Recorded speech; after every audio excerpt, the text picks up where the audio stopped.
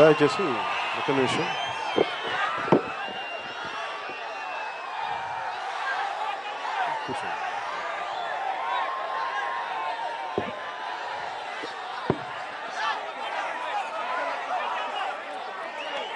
నేను ఇక్కడికి రావడానికి ముఖ్య కారణం ఒక నటుడుగాను ఒక పొలిటికల్ పార్టీ పెట్టానని కాదు, కానీ ఒక తోటి రైతుగా వచ్చాను ఇక్కడికి.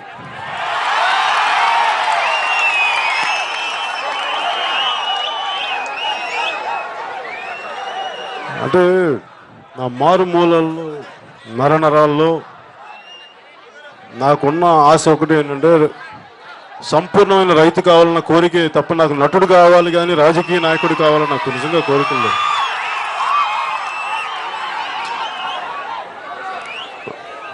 నన్ను రాజకీయాల్లోకి నిజంగా నాకు అవగాహన తెచ్చిన పరిస్థితులు రెండు.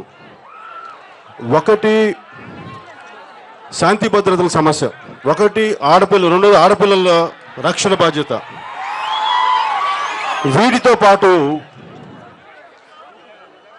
ఒక పద్ధతి పాడు లేకుండా, ఒక సరైన ప్లానింగ్ లేకుండా నేను ఈ ఒక్క ప్రభుత్వం గురించో దీని గురించి నా మాట్లాడలేదు. మామూలుగా నాకు ఊహ తెలిసిన వయసు నుంచి నాకు చదవడం అలవాటు, ఏదో ఒకటి అలా నేను తెలుసుకుందో నేను చూస్తుంది. ఎందుకంటే చిన్నప్పుడు ఆడుకోవడానికి నేనున్న స్కూల్లో మంచి ప్లే గ్రౌండ్స్ ఉన్నాయి. ప్రతి 5 సంవత్సరాలకి ప్లే గ్రౌండ్ తరిగిపోతా ఆఖరికి చాలా ఇంత అయిపోయింది. ఒకప్పుడు పెద్ద ప్లే గ్రౌండ్.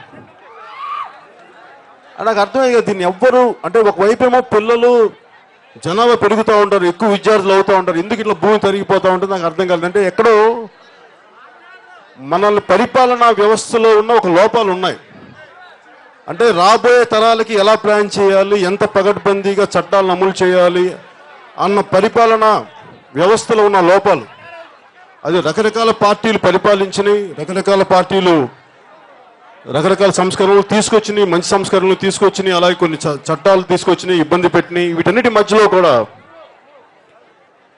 నాకు అర్థమైంది చాలా ఎక్కడో చోట ఏదో ఒక చోట అన్యాయం జరుగుతూనే ఉంటుంది. అది నేను మొన్న ట్వీట్ చేశాను.